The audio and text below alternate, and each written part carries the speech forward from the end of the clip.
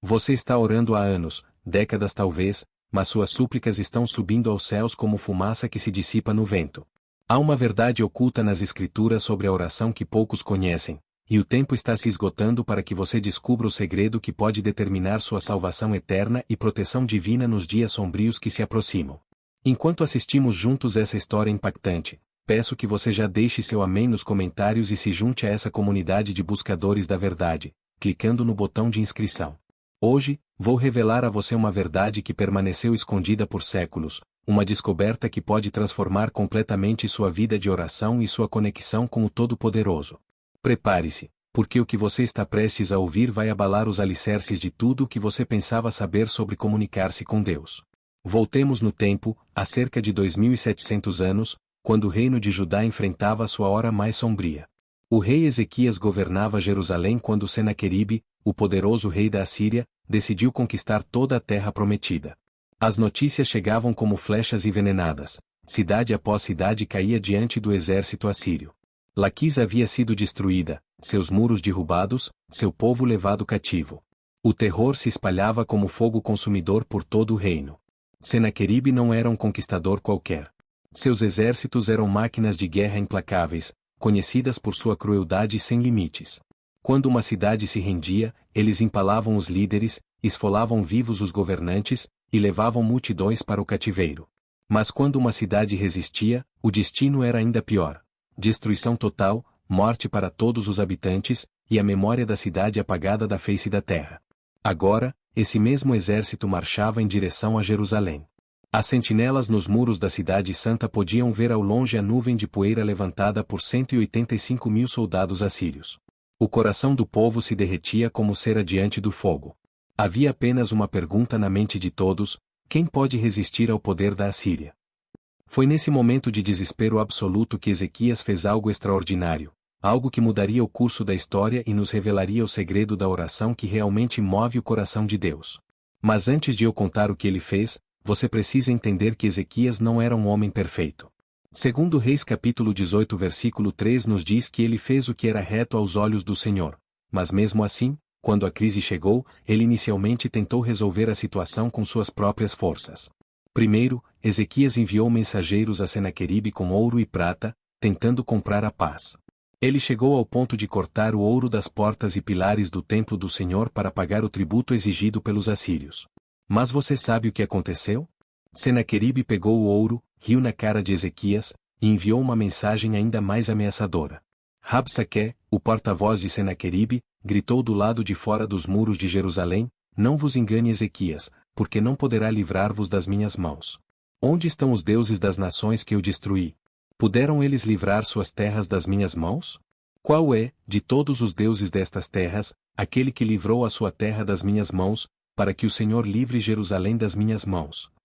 Essas palavras ecoam através dos séculos até nossos dias. Quantas vezes você não ouviu vozes similares sussurrando em seus ouvidos? Onde está o seu Deus agora? Por que ele não responde suas orações? Onde estava ele quando você mais precisava? O inimigo das nossas almas usa a mesma estratégia há milênios: semear dúvida sobre o poder e a fidelidade de Deus. Mas foi exatamente neste momento de maior escuridão que Ezequias descobriu o segredo da oração que move montanhas.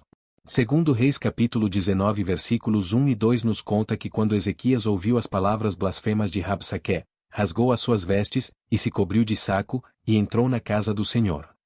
Observe bem esta sequência. Primeiro ele rasgou suas vestes reais, simbolizando que abandonava toda confiança em sua posição terrena. Depois se cobriu de saco, demonstrando humildade absoluta diante do Todo-Poderoso. E então entrou na casa do Senhor, não para fazer pedidos desesperados, não para reclamar de sua situação, mas para fazer algo completamente diferente. O versículo 14 do mesmo capítulo revela o que aconteceu a seguir: recebendo, pois, Ezequias a carta da mão dos mensageiros, e lendo-a, subiu à casa do Senhor e estendeu-a perante o Senhor. Ele literalmente pegou a carta ameaçadora de Senaqueribe e a estendeu diante do altar de Deus. Agora presta atenção, porque aqui está o primeiro segredo da oração que realmente move o coração de Deus. Ezequias não escondeu seus problemas de Deus. Ele não tentou minimizar a situação nem fingir que estava tudo bem. Ele levou a ameaça real, tangível, e a colocou literalmente nas mãos do Senhor. Quantos de nós fazemos exatamente o oposto?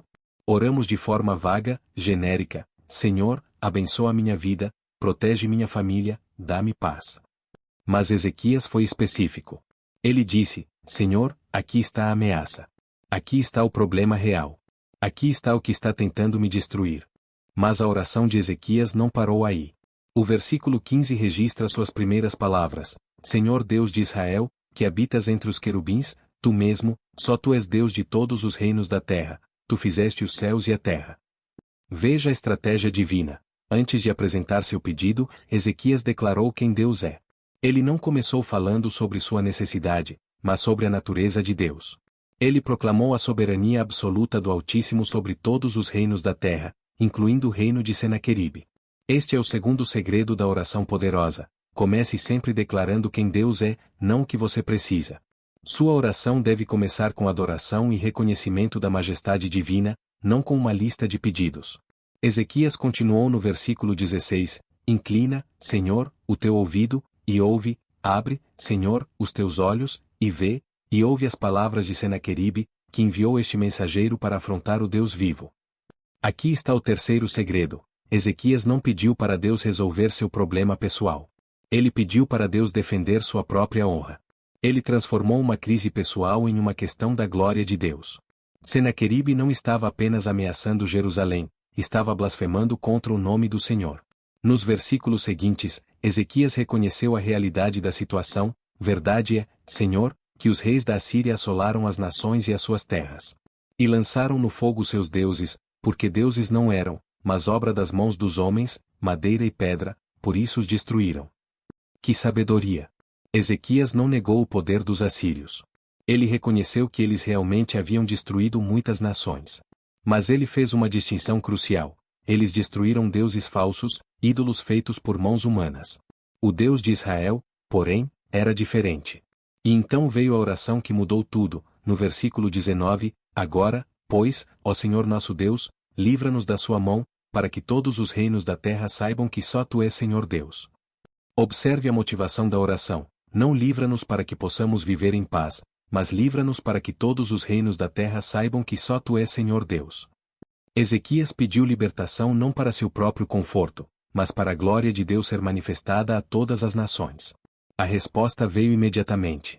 O profeta Isaías capítulo 37 versículo 21 registra: Então Isaías, filho de Amós, mandou dizer a Ezequias: Assim diz o Senhor Deus de Israel: Quanto ao que me pediste acerca de Senaqueribe, rei da Assíria, eu te ouvi. Deus ouviu. Mas não foi apenas isso. A resposta de Deus foi tão completa, tão poderosa, que se tornou um testemunho para todas as gerações. O Senhor disse através do profeta que Senaqueribe seria como um animal com um gancho no nariz, forçado a voltar pelo mesmo caminho que veio. E então aconteceu algo que desafia toda a lógica humana. Segundo Reis capítulo 19 versículo 35 nos conta: E sucedeu que, naquela mesma noite, saiu o anjo do Senhor, e feriu no arraial dos assírios a 185.000, e quando se levantaram pela manhã, eis que todos eram corpos mortos. Uma única noite. Um anjo. 185.000 soldados mortos. Senaqueribe, o homem que se achava invencível, acordou numa manhã para descobrir que seu exército havia se tornado um cemitério. Ele não teve escolha senão voltar envergonhado para Nínive, onde posteriormente foi assassinado por seus próprios filhos enquanto adorava no templo de seu Deus. Mas por que estou contando esta história para você hoje?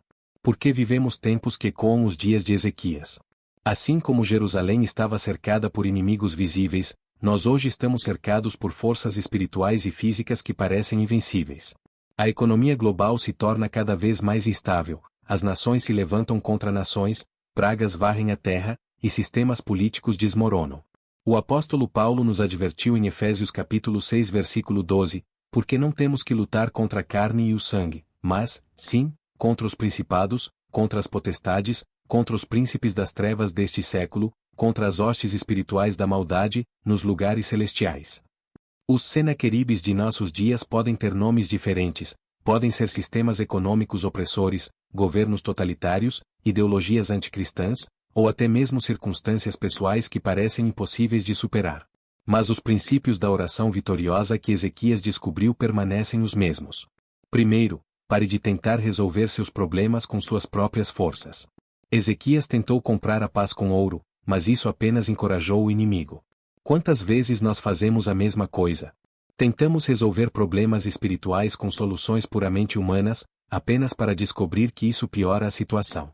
Segundo, seja completamente honesto com Deus sobre sua situação.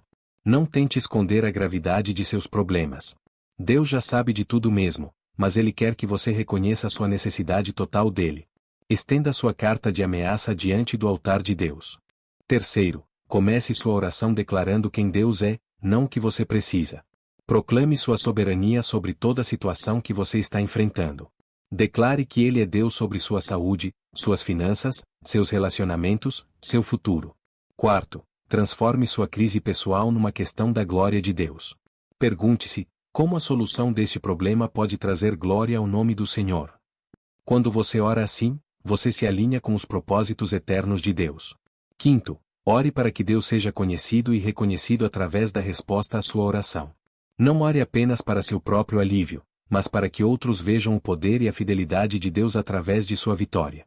Jesus Cristo mesmo nos ensinou este padrão na oração que chamamos de Pai Nosso. Mateus capítulo 6 versículos 9 a 13 registra: Portanto, vós orareis assim: Pai nosso, que estás nos céus, santificado seja o teu nome. Venha o teu reino. Seja feita a tua vontade, tanto na terra como no céu. Dá-nos hoje o nosso pão de cada dia. E perdoa-nos as nossas dívidas, assim como nós perdoamos aos nossos devedores. E não nos induzes à tentação, mas livra-nos do mal, porque teu é o reino, e o poder, e a glória, para sempre. Amém. Observe a estrutura. Primeiro vem o reconhecimento de quem Deus é, Pai nosso, que estás nos céus, depois a preocupação com sua glória, santificado seja o teu nome, depois o desejo pelo seu reino e vontade, e só então vêm os pedidos pessoais. E mesmo estes são feitos no contexto da glória de Deus, porque teu é o reino, e o poder, e a glória. Mas há ainda outro aspecto da oração de Ezequias que precisamos examinar. Depois que o anjo do Senhor destruiu o exército assírio, Ezequias não se vangloriou de sua vitória. Ele não saiu contando para todos como ele havia orado de forma poderosa. Em vez disso, Isaías capítulo 38 nos conta que Ezequias compôs um cântico de louvor, dando toda a glória a Deus. Este é o último segredo da oração que realmente funciona. Quando Deus responde, dê a Ele toda a glória. Não se torne orgulhoso de sua vida de oração poderosa. Reconheça que foi a graça e o poder de Deus, não sua técnica de oração, que trouxe a vitória. Amados, as profecias bíblicas nos mostram que estamos nos últimos dias antes da volta de Jesus Cristo. Daniel capítulo 12 versículo 1 declara: E naquele tempo se levantará Miguel, o grande príncipe, que se levanta a favor dos filhos do teu povo, e haverá um tempo de angústia, qual nunca houve, desde que houve nação até aquele tempo. Mas naquele tempo livrar-se-á o teu povo, todo aquele que se achar escrito no livro. Tempos de angústia sem precedentes estão chegando. Mas assim como Deus livrou Ezequias e Jerusalém do exército assírio, Ele livrará seu povo nos últimos dias. A questão é, você sabe como orar de forma que realmente mova o coração de Deus? A oração superficial, egoísta, que muitos praticam hoje não terá poder nos dias sombrios que se aproximam. Você precisa aprender a orar como Ezequias orou, com humildade genuína, honestidade total, foco na glória de Deus, e fé inabalável no poder do Altíssimo. Jesus disse em João capítulo 15 versículo 7, Se vós estiverdes em mim, e as minhas palavras estiverem em vós, pedireis tudo o que quiserdes, e vos será feito. A chave está em permanecer em Cristo e ter suas palavras habitando em nós. Quando oramos em alinhamento com a vontade de Deus, conforme revelada em sua palavra, nossas orações se tornam irresistíveis. O tempo da oração casual, superficial, está chegando ao fim. Deus está chamando seu povo de volta ao tipo de oração que move montanhas, que detém exércitos, que muda o curso da história. Ele está procurando por pessoas que, como Ezequias, estejam dispostas a rasgar suas vestes de autossuficiência, cobrir-se com o saco da humildade, e entrar na presença do Altíssimo com corações desesperados pela sua glória. A pergunta que você precisa fazer a si mesmo é esta: quando a crise vier, e ela virá, você saberá como orar de forma que realmente mova o coração de Deus? Ou suas orações continuarão subindo aos céus como fumaça que se dissipa no vento? O tempo de preparação é agora. O tempo de aprender a orar como os homens e mulheres de Deus oravam nas Escrituras é agora. Não espere até que a tempestade chegue para descobrir que sua âncora espiritual não tem poder para segurar. Se esta mensagem tocou seu coração e abriu seus olhos para a verdade sobre a oração que realmente move o coração de Deus, não hesite em expressar sua gratidão com um like, compartilhar essa luz com seus amigos e familiares, e inscrever-se para que possamos continuar a desvendar juntos os mistérios divinos. Que o Senhor abençoe sua vida de oração e faça de você um intercessor poderoso nestes últimos dias. Amém.